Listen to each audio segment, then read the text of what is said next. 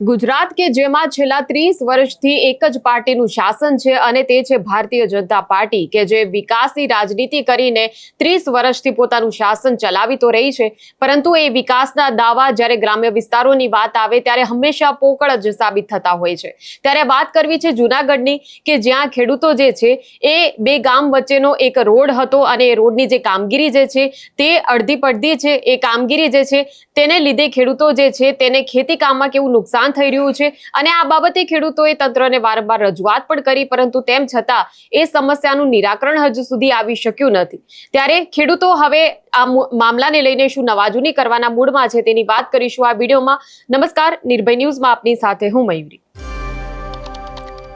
તો ગ્રામ્ય વિસ્તારોમાં ખાસ કરીને વિકાસની રાજનીતિની જ્યારે વાત કરવામાં આવે છે ત્યારે ક્યાંક આ વિકાસ જે છે એ ગામડાના રસ્તા સુધી પહોંચવામાં નિષ્ફળ ગયો છે। ગામડાના રસ્તાની જ્યારે વાત કરવામાં આવે ત્યારે હંમેશા લોકો ફરિયાદો કરતા જોવા મળતા હોય છે અને એમાં પણ અત્યારે ચોમાસું છે, ચોમાસાની જે ઋતુ હોય છે તેમાં વારંવાર રસ્તા તૂટવાની સમસ્યાઓ સામે આવતી હોય છે। હવે જૂનાગઢના મેંદરડામાં એક એવી ઘટના બની છે કે જ્યાં બે ગામને જોડતો એક રોડ જે છે એ રોડનું કામ જે છે એ કામગીરી વર્ષોથી સોંપાયેલી હતી। એ કામ જે છે એ પહેલેથી મંજૂર થયેલું છે, પરંતુ કામગીરી ગોકળગાયની ગતિએ ચાલી રહી છે, જેના કારણે અડધી પડધી જ કામગીરી થઈ છે અને જે કોન્ટ્રાક્ટર જે છે એ ખેડૂતો જે છે કે જે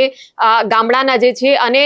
જે નદી કાંઠાનો એ વિસ્તાર છે એ નદી કાંઠાના વિસ્તારને અડીને જે ખેતરો આવેલા છે ત્યાં ખેડૂતોએ પાળા કર્યા હતા જેથી ખેતરોની અંદર પાણી ન ઘૂસે, પરંતુ એ પાળા જે છે રોડની કામગીરીના કારણે કોન્ટ્રાક્ટરે તોડી નાખ્યા, જેના કારણે ખેડૂતોના ખેતરની અંદર એ જે નદી જે છે એમાં જ્યારે ધોધમાર વરસાદથી પૂર જેવી સ્થિતિ સર્જાય તો એ જળબંબાકારની સ્થિતિના કારણે પાણી ખેતરોની અંદર ઘૂસી જાય છે અને તેને લઈને હવે ખેડૂતો જે છે તે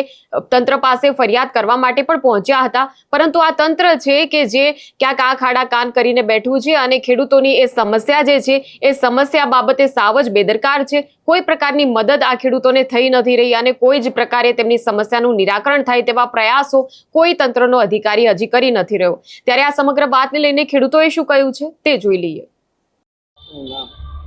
વઘાસિયા તેજસ પ્રફુલભાઈ, પૂર્વ સદસ્ય તાલુકા પંચાયત મેંદરડા।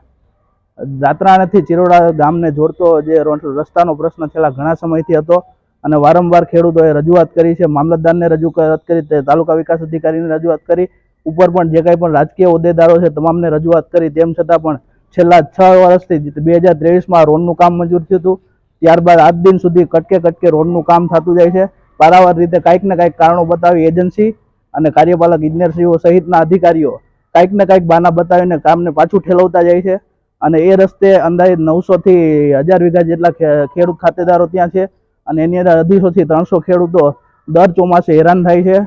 અને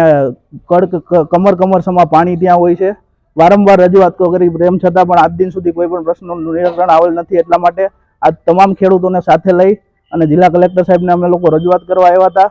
અને અમને સંપૂર્ણ વિશ્વાસ છે કે આ પ્રશ્નનું ત્વરિત કલેક્ટર સાહેબ અને સંલગ્ન જે કંઈ પણ અધિકારીઓ હોય તેમને સાથે રાખી અને આ પ્રશ્નનું ત્વરિત નિરાકરણ લાવવામાં આવે અને જો આ પ્રશ્નનું નિરાકરણ નહીં આવે તો આવનારા સમયમાં ગાંધી ચિંધ્યા માંગે જન આંદોલન તરફ પણ અમે વળવાની તૈયારી રાખીએ છીએ।